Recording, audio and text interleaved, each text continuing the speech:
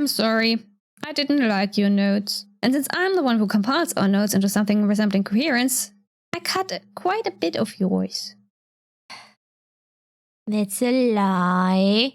You are not sorry at all.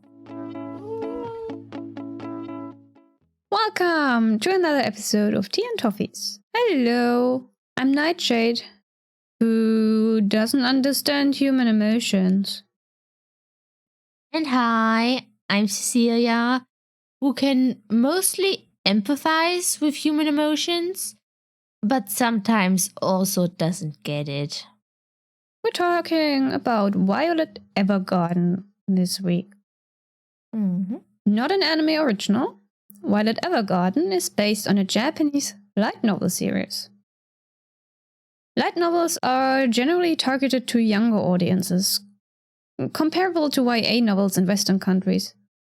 They are relatively short with about 50k words. Standard novels generally average around 80k to 100k. The main feature of light novels is, of course, the manga-style illustrations. There are some really good light novels out there, but most unfortunately fall victim to the somewhat deserved mass-produced and disposable reputation. I personally only read a select few light novels, number 6, Kageru Project. I wanted to read Shakugan no Shana once and Overlord, but I never got around to it. For the most part, I read either the manga adaptations or watched the anime adaptations.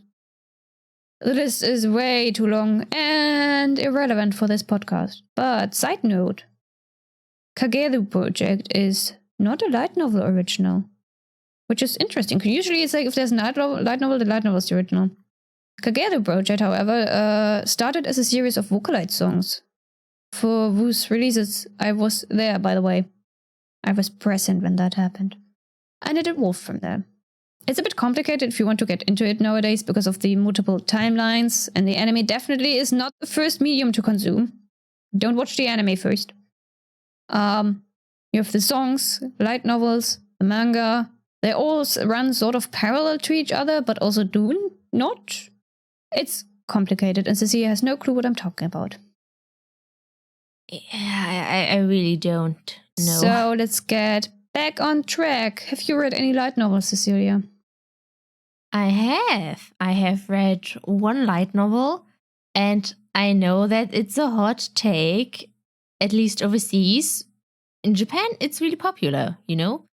Mahoka Koko no Retto Sai, the irregular at Magic High School.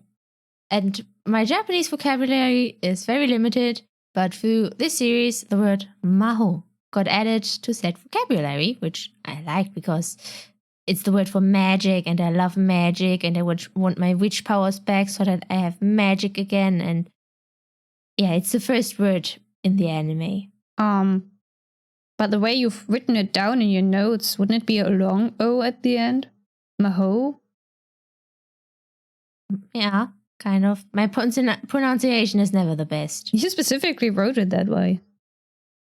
Yes. On the other hand, Majo is with a short O. Not Maho is magic, and Majo means witch. I learned that through the Vocaloid song of the same name. Yeah. Anyways, I watched the anime first, then read the light novel, and then watched the anime again, and again, and again.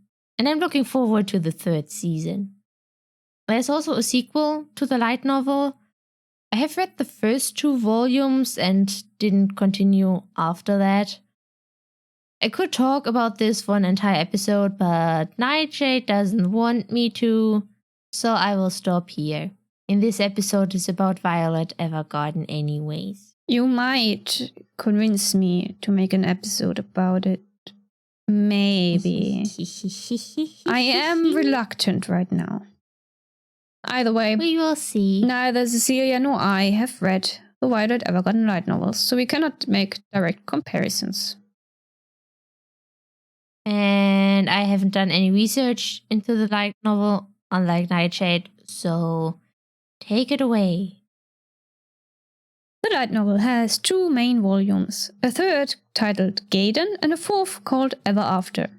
The anime spans one season of 13 episodes, an OVA set between episodes 4 and 5, and 2 films. The series loosely adapts most of Volume 1 and parts of Volumes 2 and 3, out of a total of 4 light novel volumes. Characterizations were changed, the ending is apparently completely different, POVs got shifted around. Stuff happened.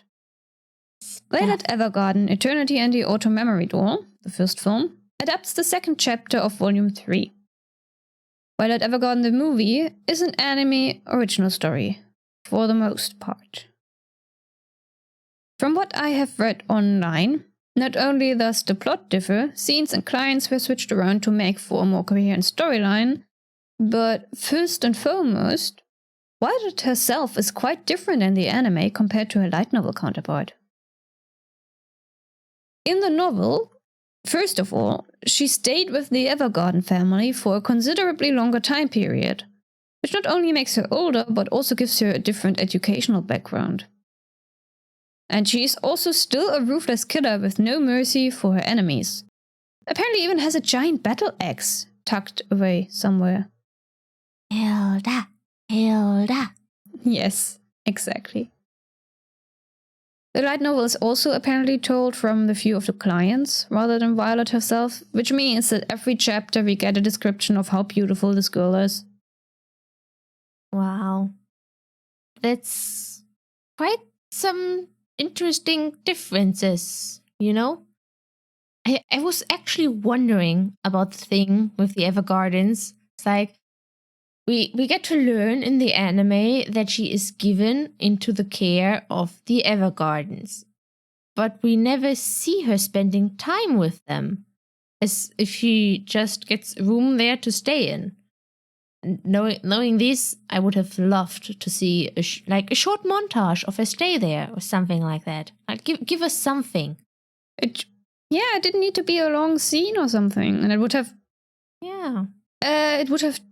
made some things better that they kind of messed up. Like the age thing. Yeah. Violet is said to be about 14 at one point in the anime, and 17 to 18 in the first film. She looks older though, because they didn't bother adjusting her design to the change in age. Yes, I noticed that. Since she spent 2 years with the Evergardens in the light novel, that would make her about 16 when she starts as an auto memory doll. Which is the age she looks like in the anime. Yes. Violet meets Gilbert when she's around 10 years old. The war lasts for 4 years. She spends 2 years with the Evergardens. The light novel takes place during different calendar years, making light novel Violet about 16 to 18 years old for the most part, and about 19 to 20 by the end of it. In the anime, the 2 years with the Evergardens are condensed to a very short time period, so Violet would be 2 years younger than her light novel counterpart, though for visual pleasure reasons they decided not to change that in her design. The anime technically makes up for it later with a 3-year time skip during the first film, Eternity. They tell us that the war has been over for 4 years in the second half, and then another year between the first and the second film. So anime Violet would be 14 to 16 during the anime, about 18 to 19 during the second half of the first film, and 19 to 20 during the second film. Which she isn't, because the second film contradicts her age, but whatever. Whatever. And then Gilbert is 29 at one point. I think it was the end of the war, which would mean there is a 15-year age difference between them. So, a human weapon used in the war, and her only meaningful connection was to the Major. She lost her arms, is now left to her own devices, receives prosthetic metal arms, does rehab, etc. I wonder why her arms were made a plot point when they're not at all central to the story. They're not a central focus. This show is about a girl that doesn't know how to form human connections, how to feel and express emotions. There's a disconnect between her and the rest of society, and she's trying to learn how to bridge that. I'm assuming they took the prosthetic part from the light novel, which makes me wonder if it held more plot relevancy there, but I doubt it. Also, especially considering that she apparently tore her arms off in the light novel to save Gilbert. But yeah, she lost her arms. For one, mental trauma. For another, physical disability. But the prosthetic arms are so advanced, and Violet is such a fast learner that it hardly matters at all. And we don't see Violet display symptoms of PTSD at all, which partially makes sense in the context of her characterization, but also doesn't sit quite right with me. The thing with her lost arms, I think it was to help the audience see the rift between Violet and the civilians she interacts with now. It's shocking for most of her clients to see. It's something that's different, something that visualizes and shows us and reminds us that she has made fundamentally different experiences in life compared to civilians. It's supposed to make you sympathize with Violet more. It's supposed to help you understand why she is so disconnected with her emotions. She was a weapon that was mostly disconnected from her emotions. But there was also someone that made her feel emotions. Someone she felt so strongly towards, be it out of love or an unhealthy attachment, that she did not care about the loss of her arms. Only she could save that person. Yeah, I can see that being the reason. Good point. But if that is the case, then I don't like it. Because that's a cheap out and they didn't utilize it properly as a narrative device at all. So this anime is focused completely on the title character, Violet. All side characters do not matter in the grand scheme, because they are not relevant to the central theme of the story. Violet is the central focus. Her journey is what the entire plot revolves around. There are points to be made about this being a bad thing, that other characters should have been fleshed out more, made more complex, gotten more time in the spotlight, etc. I personally do not mind as much so long as the concept works. Which also means that the series couldn't have gone on for much longer without running into problems. More episodes, another season, more content would have necessitated more complex side characters. There's only so much you can do focusing on one character. Violet's character arc is what carries this anime because it's basically the only strong suit it has. All other characters are weak points. Makes me wonder, since the light novel seems to be told from the side characters' POV, are they more fleshed out compared to the anime, or are they just as bland? Maybe someone can tell us in the comments? Or we would have to dive deeper into the internet or read the light novel ourselves. I did that. The first one. I did that. So we would need to do the second one to find out. But I don't want to read it, so. A small trivia before we get into it. Leidenschaftlich, the country, is German for passionate.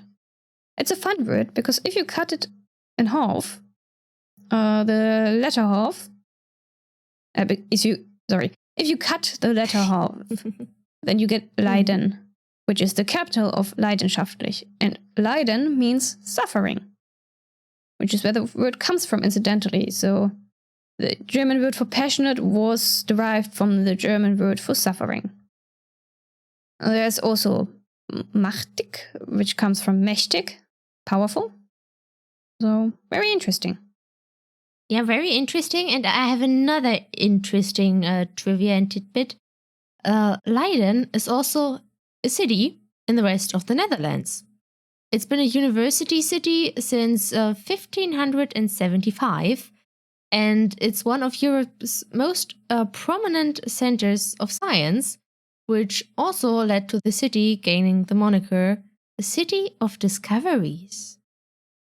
There are also the places called Intense and Extreme, which are self-explanatory. Switching topics. Claudia is apparently bisexual and a playboy in a light novel. So, I disagree with Jonah from the Magnus Archives being a feminine name, but Claudia definitely is. Definitely. Also, Isabella, aka Amy, from the first film tries to kiss Violet in the novel, which was unfortunately cut. Also, Violet calls her clients Dana-sama, and it makes me think of Geisha and Eudan.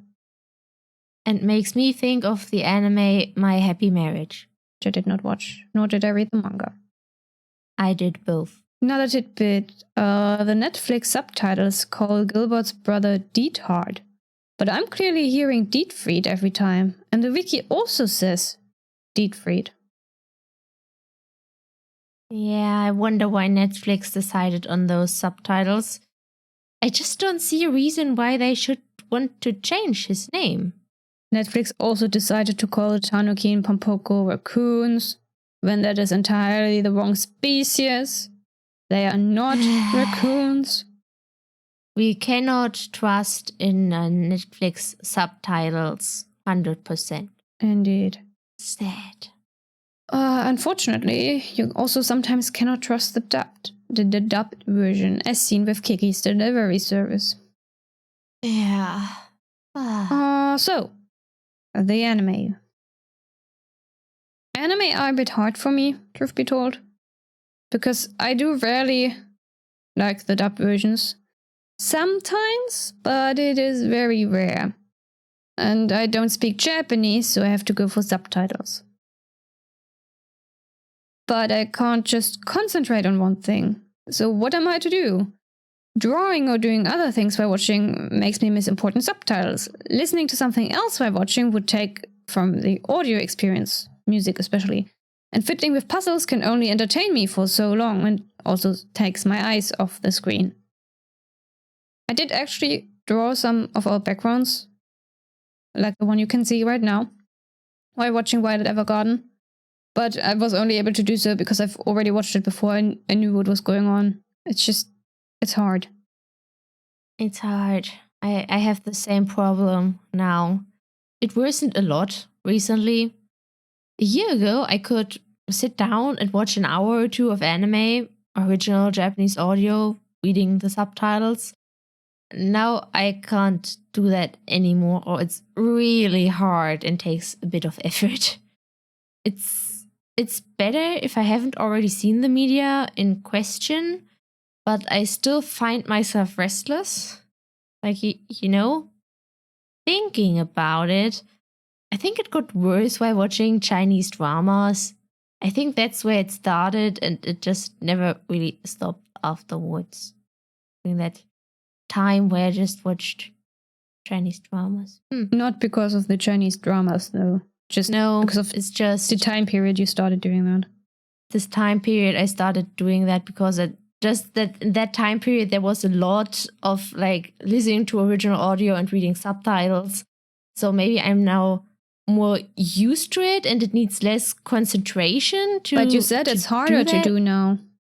That would contradict what you just said. Not in my head. Because in my head it's like, okay, it takes less concentration to like focus on this medium and read the subtitles, so my mind wants to wander elsewhere, where I'm just like, no, you're supposed to concentrate on this one thing. Something I don't get, because my mind is completely different. For me, it's always been hard because my mind just needs more to do. I need more to do. I can't just settle down for one thing. That's not enough. I need to do so many things at once. It's hard. It's really hard.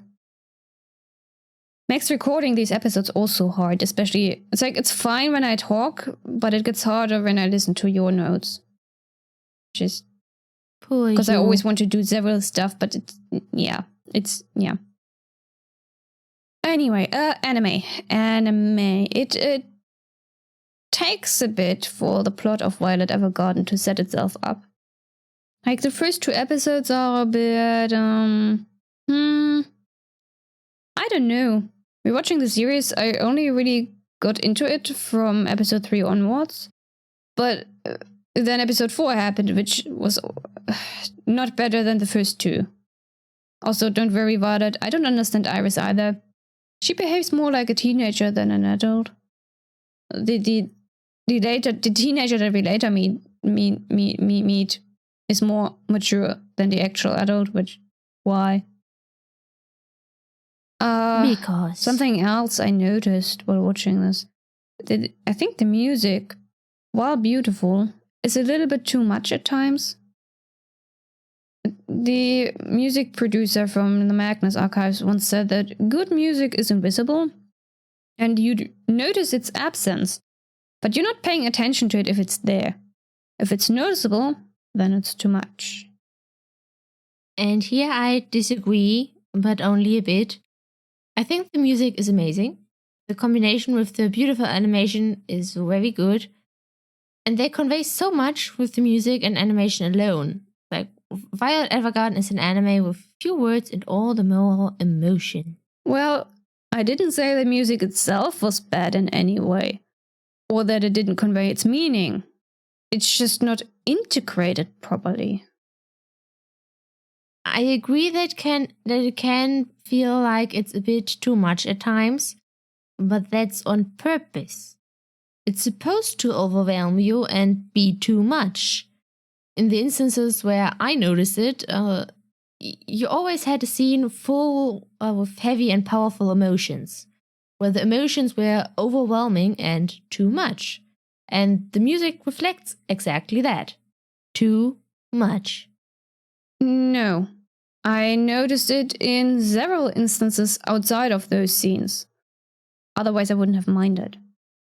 So it's a you problem. No, the music is just not integrated properly, and that's a bad thing. It's a you problem. No, it's not. Because it took me out of the scene, and music should not do that. It never did that for Magnus Archives, for example.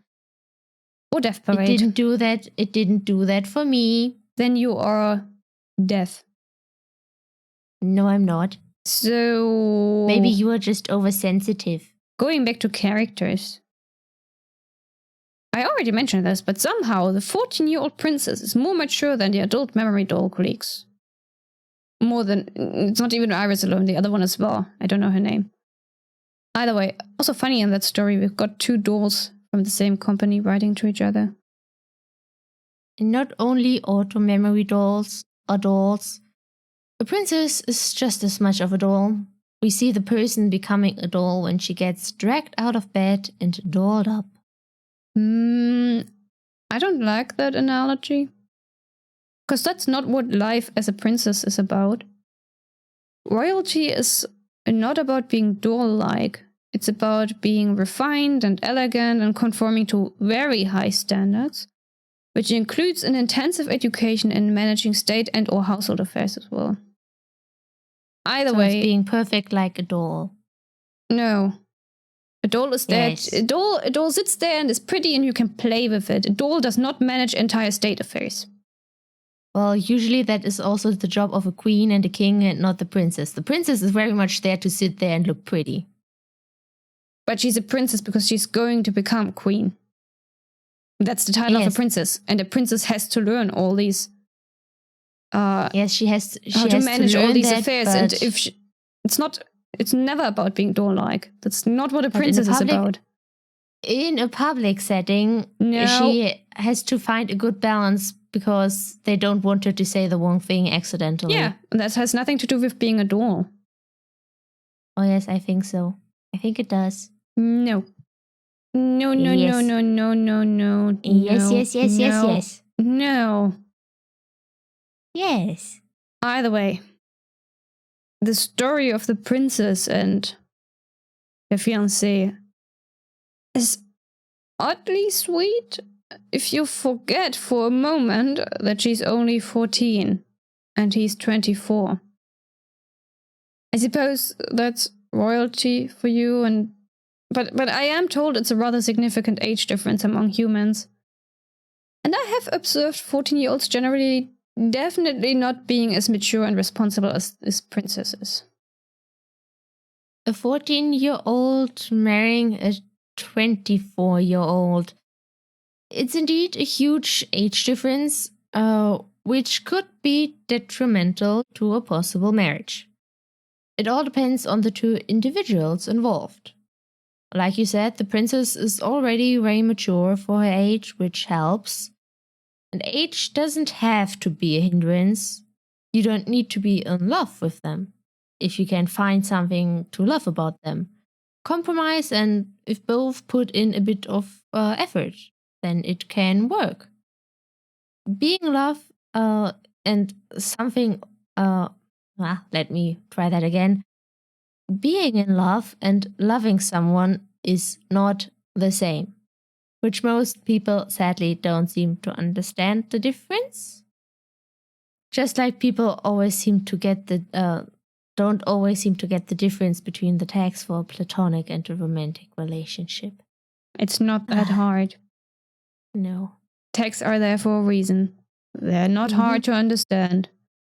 Yeah. Still, 14 is very young. It's different when it's 24 and 34. But 14 and 24 is not even mental maturity helps that. Historical setting or not, I don't feel comfortable having that in a modern day anime.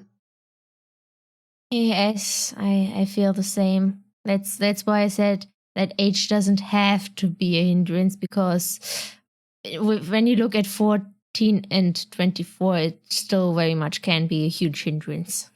It's just 14 is so awfully young. I know that people back in the day didn't think of there's like 14 was proper age for a girl to get married at one point in history, but this anime is still a modern protection, so it's and they already changed Violet's age in the wrong direction, so anyway, it is a beautiful anime though, beautiful sceneries, and I love Blondie's shoes. Benedict, he wears heels. That's cool. Yes, and that's cool. And also, look at all the plants. Can we just have the vegetation of that continent? It's so rich in flora and fauna and just biodiversity in general. At least it seems so. And I love it. It's beautiful. Gimme. Just look at the garden of the Evergardens right at the beginning of the anime. And it continues like that. Also very fitting for the Evergardens to have a beautiful garden. Do you think the garden is beautiful and full of greenery all year round? An evergreen garden? No. Sad. Would be unrealistic. Unless they have magic. I think there's magic actually involved in this. In the light novel, but not in the anime. I don't know. Well. The thing is, episode 10 with the ill mother and her daughter. Like Death Parade, Violet Evergarden leans heavily into an episodic style. Each episode tells its own little story, leading into an overarching plot. And I know it's hard to pull off such a thing in a way that works well. The Magnus Archive managed, but that's a different medium. And Death Parade failed at it, especially in regards to pacing. Violet Evergarden 2 has quite some issues with pacing, in my opinion. I already mentioned that the first two episodes couldn't really draw me in, and I don't much care for episode 4. And we get episode 10, which is, it tells a sweet and deep story like any other episode, but this was the point where I noticed that the episodic style doesn't lend itself well to Violet's character arc. Which is what the anime is about. We get entire episodes where nothing really happens to her arc, and then we get episodes like 8 and 9, where Violet learns about Gilbert being presumed dead, and an entire background story and a whole lot of character developments were squeezed into one episode each, and then episode 10 goes back to not really contributing anything to her arc. and that is bad pacing. However, I do love how different each individual story is, and that not everyone gets a happy ending. People die. Just like in the real world. As much as I hate people dying, I love the realism. So, yeah, the episodic style wasn't really a plus point. We'll get to that at the end of this episode, back to it. But the anime does end on a very nice note. Hmm. And then we get the first film, Violet Evergarden, Eternity and the Auto Memory Door, which is a mix of side story and sequel to the anime. I wouldn't call it a proper sequel because it doesn't truly add to Violet's character arc, which found a satisfying conclusion at the end of the anime, but it does chronologically take place after. So, it's technically a sequel, but not a proper one. We have Isabella York, an aristocrat's daughter, the Titans of Trade, and she feels trapped. She is in a girls' school because she will marry into a respectable family, and she feels trapped and envies Violet for being free, something Violet had to learn. And Violet shall help her achieve success as a debutante. She shall tutor her in culture, conversation, etiquette, and dance. And I also didn't know dolls did that, and they don't, apparently. It was a special request from Drossel's royalty. The princess she helped to have a happy start to her marriage. And I love how Violet bests everyone in that school without any effort, winning the hearts of most people with ease. It makes more sense in the light novel, because it's not just that the royal family requested Violet. It's because she learned etiquette and all that during the 2 years she spent with the Evergardens in the novel. Yeah, which sadly they cut out of the anime. And random thought: friends are supposed to bathe together? In an onsen or something similar, perhaps, but a bathtub? Missing context. Amy has a crush on Violet, and that's why she's asking. And they cut the kissing. Like, Isabella/Amy seems to develop feelings for Violet in the light novel. It's so much more obvious in the light novel, from what I've read. The bathing scene, and then she asks for a kiss when they dance, but Violet politely turns her down because light novel Violet knows to read social cues like that, which anime Violet hasn't actually really learned even now, so it wouldn't... Yeah, they had to cut that out. The crush is also visible in the film, but I still wondered, though I can see why that excuse worked on anime Violet. Let us talk a bit about the central theme of this anime. The concept of love. Violet Evergarden, the anime, revolves around our titular main character and her arc, which makes side characters rather bland, as I already mentioned, but yeah, this story focuses on Violet's journey of learning to understand what her major's last words to her meant, and those words were, "I love you." And unlike you, Neitshayd, she wants to learn emotions.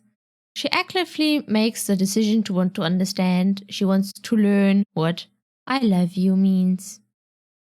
I also want to understand what that means.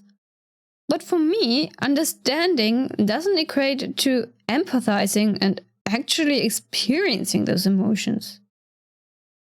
Whenever I ask people about their experiences with love, or read books about love, or people online who've tried to describe the feelings, I think to myself, that sounds horrifying. I suppose the happiness hormones make most people not even think about the loss of control over their own body and mind, their thoughts and all. But I find the very concept horrifying. You say it would be a loss of control over your own body and mind, your thoughts. I don't think they see it that way. Maybe it's because of the happiness hormones, maybe because of other chemicals in your brain. Aren't hormones what everyone is always talking about when they say chemicals, though?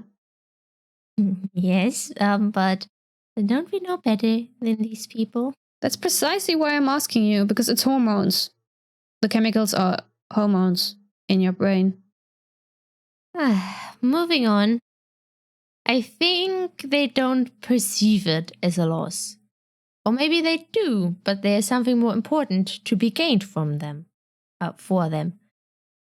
Many people seek stability, someone they can always turn to for help, without expectations. Someone who will listen and try to understand you. Humans don't like to be alone or misunderstood.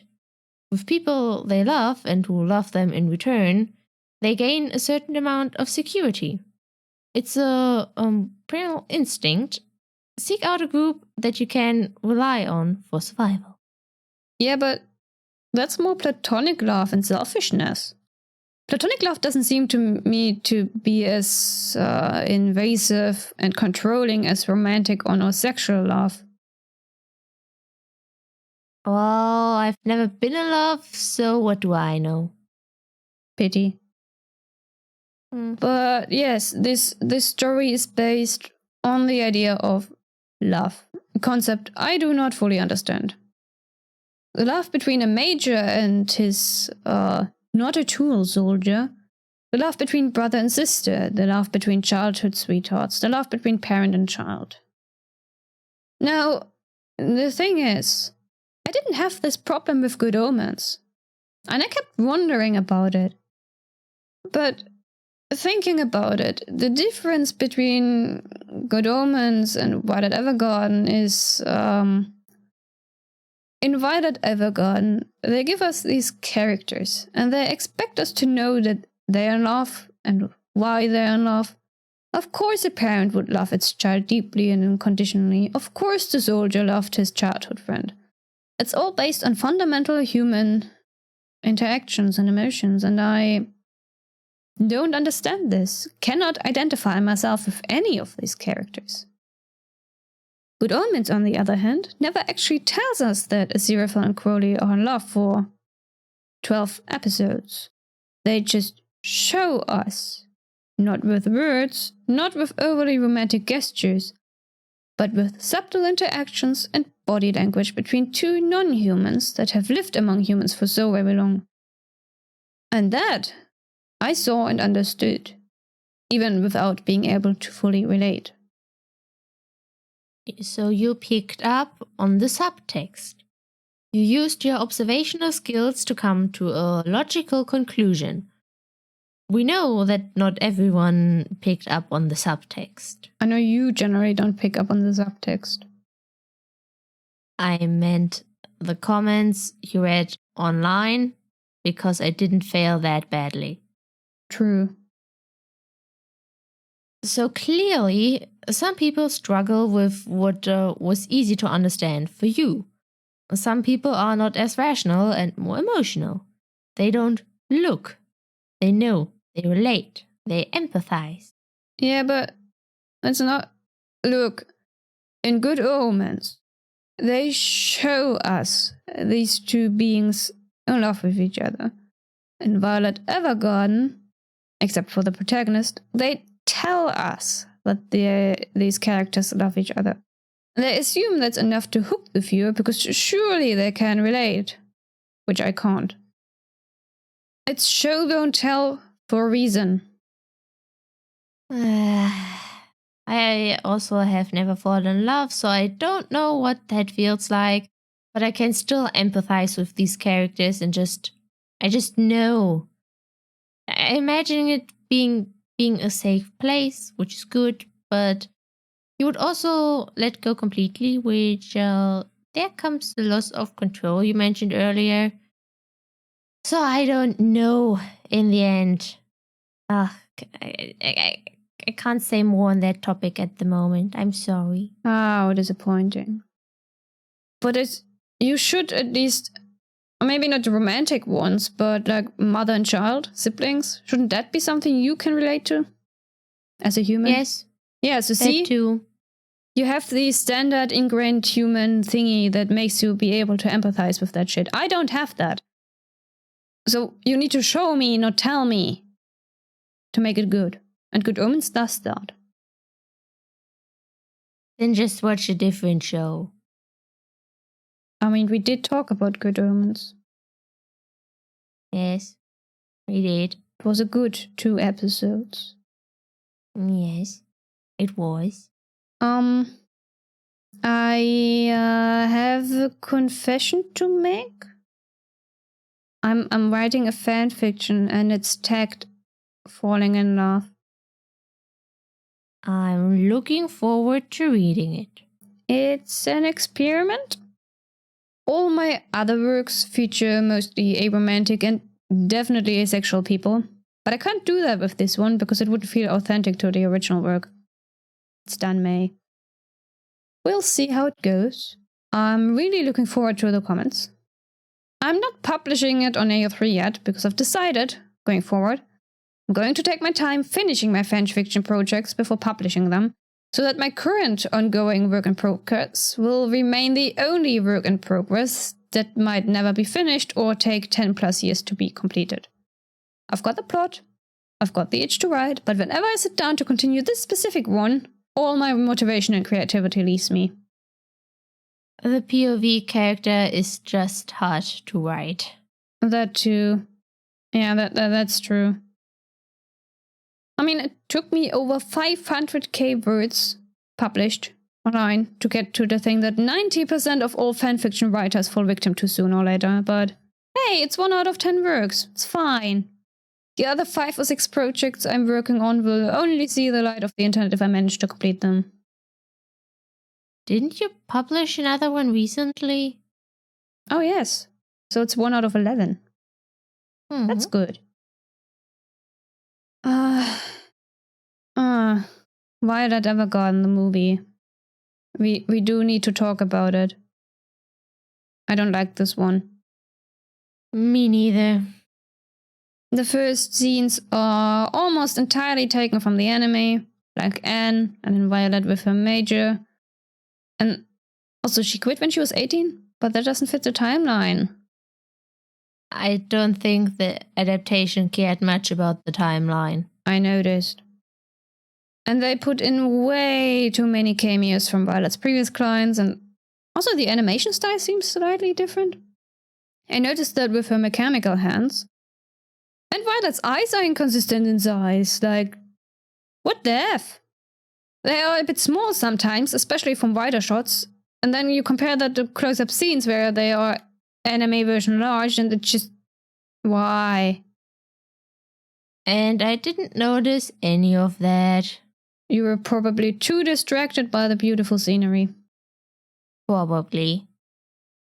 So the anime series began with the war being kind of over and Violet being uprooted. And it ended with the war being finally completely over and Violet having found her place, not needing orders anymore, standing on her own 2 feet, independent. A good ending for this character-driven story. The second film kind of retcons the anime's ending. I feel as if they took away some of her character development to make it work and then brought back the major just for the sake of it. Him being alive until light novel aside. It felt like a cheap out of letting her grieve and find closure on her own. A story of catharsis and moving on. It had more meaning when he was dead. I agree. It felt like... I moved on. Oh, wait. Actually, I didn't, and we are back at square one. Or 2. I thought Violet was in a good place when we left off in the anime and in the first film.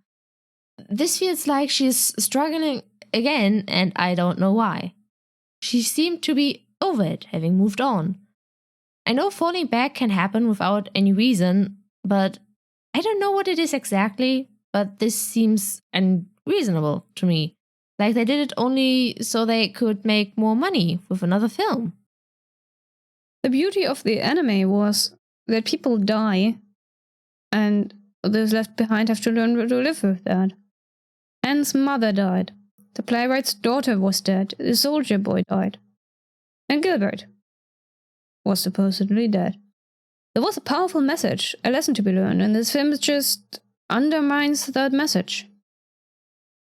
Dead people stay dead. Unless you have a necromancer, but that's not here. The anime was supposed to be about moving on, and with this film, the moving on gets undone.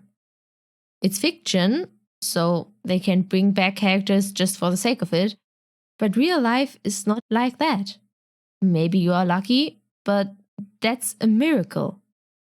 I would have liked it if they have left it as is, which would have been more realistic.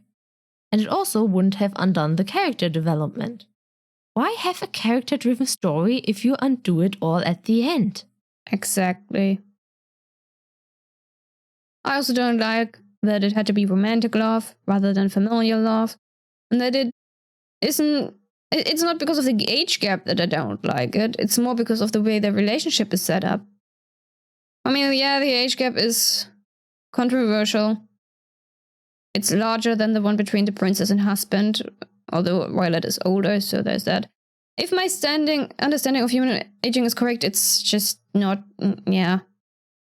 Anyway, it's apparently considered normal in the setting of the anime. But 15-year difference or not, Violet and Gilbert felt to me like a family.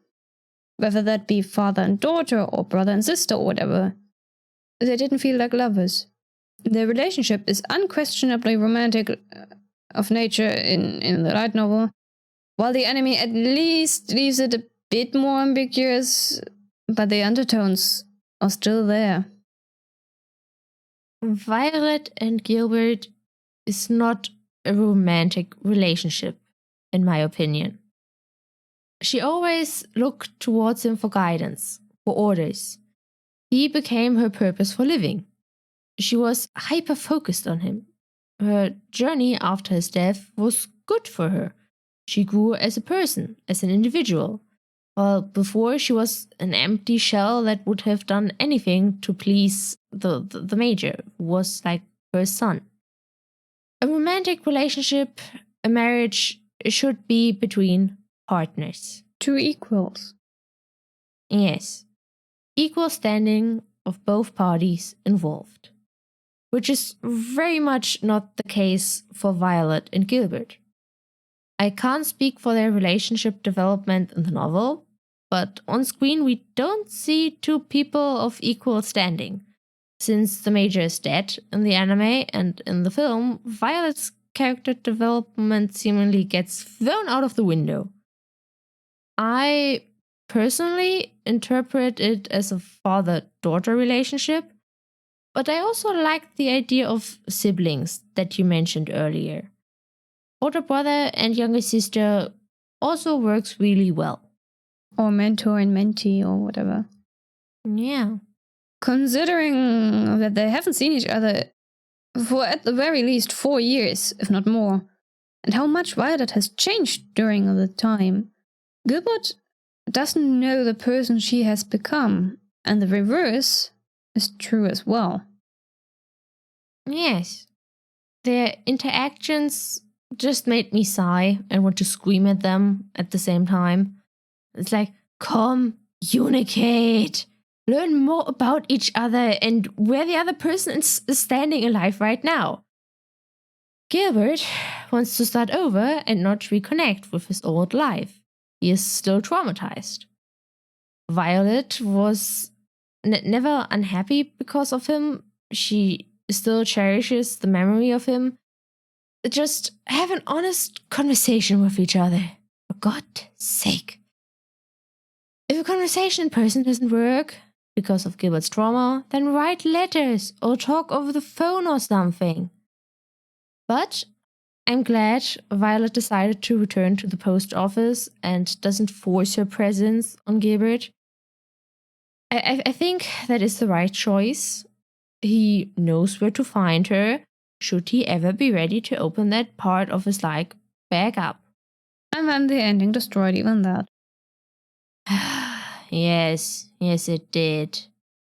All the setup during the first half seems like meaningless flashbacks and chatter. The pacing overall is as bad as it was in the anime series itself. It's not written as one coherent film storyline, but rather a patchwork of smaller plot lines stitched roughly together. If we leave Gilbert out of the film entirely, it's actually not that bad. Bringing Gilbert in doesn't feel organic with the rest of the plot lines introduced, like the sick boy. It just ruins the pacing. And of course, all the issues I have with bringing Gilbert back in general. Also, Gilbert? Really? Really. During the final scene, I focused more on the beautiful animated ocean and the sounds of the waves. It just sounded so realistic. Who cares about the emotional reunion when you have the animation and sound to focus on? Oh, please don't say that. I keep accidentally mispronouncing reunion if you do that. Reunion. It's not an onion. Even though they take... I know, you humans always quiet them, but it's not an onion. But yeah, yes, the visuals truly are stunning. It's like the Demon Slayer animation. The animation of the adaptation is gorgeous. The story is mediocre. If I hadn't read and been disappointed by the Demon Slayer manga beforehand, I might have enjoyed the anime more. It's a bit different for Violet Evergarden though. It's a stunning animation can only make up for a mediocre story the first time watching, and not the second, and even less the third time around. Which is why I liked Violet Evergarden more when I watched it for the first time and didn't think about the story at all. Yeah, and am I the only one who thinks the radio tower looks like the Eiffel Tower? You're not. I also thought it looked like the Eiffel Tower. Okay, good. The notes are further down than they should be. Yes. Is it good or bad? We are making the judgment based on our personal opinions, obviously, but also ignoring the second film. Doesn't exist. Does not Nope, it exist. doesn't. Never happened. So, animation, voice acting, music on its own, Violet's character arc, some of the client stories, all very beautiful. But huge but I'm sensing here. But the music is a bit too much at times and took me out of the moment. Maybe they just needed to lower the volume to fix that, but I'm not sure. Well, as I said before, it was too loud on purpose, but as I said before, a little bit could have worked as well. As I said before, it happens in scenes where it shouldn't be too loud on purpose. And it took me out of the moment, and that is not a good thing. You're being oversensitive. Ghibli never did that. 23 films. And I never once thought the music was too much for Ghibli. So, the pacing is also completely off. Maybe. And I will quote myself from earlier. Violet's character arc is what carries this anime. Because it's basically the only strong suit it has. All other characters are weak points. Also, making a light novel comparison, the anime does frame some episodes to be from the perspective of the clients, but not all of them. The light novel has, as far as I know, all of the stories from the client perspectives. In the anime, some are not... So some are directly from the perspective of the clients, you get their inner thoughts, but those that aren't generally seem rather impersonal and lacking in comparison. I say, if you sit back and don't use headphones, to just enjoy a quiet, romantic story about a girl learning how to be human and what love means, as long as you're a standard human, then Violet Evergarden is a good and enjoyable anime. not the best. The pacing makes things hard. And for me, the music took me out of some of the scenes, but it is not a bad show at all. But not unlike Death Parade, it kind of quickly falls apart when you dig a bit deeper, think a bit more about it, consider some of the implications. And it doesn't work to begin with when you're someone who struggles to understand human emotions and the concept of love. Which is odd, or rather, it's a bad thing for this anime, because what is the main focus of this anime? It's the protagonist learning how to understand human emotions and the concept of love. And if that is where I struggle with this anime, well, I don't want to say it failed its purpose, because that's not quite it. It beautifully illustrated Violet's journey, except for the damn second film. It just didn't focus on the side characters that helped Violet understand emotions and love in a way that helped me understand humans and love. It told us these things instead of fleshing out the side characters more to actually show us. What it did show rather than tell was Violet's reaction and emotional journey, which is what the anime is about. So yeah, it shows us how she learned it, but it doesn't show us the actual learning thingy. It's like, it showed us that she learned it, but not how she learned it, which means that I don't learn it. If that makes sense. Meow, makes sense. So, yeah, it was beautifully stunning, but the storytelling could be improved in a lot of places. That's my verdict. What is yours, Cecilia? Do I have to say things now? Well, feel free, but no one's forcing you. Okay, I'm just going to keep it short. Animation and music are very good.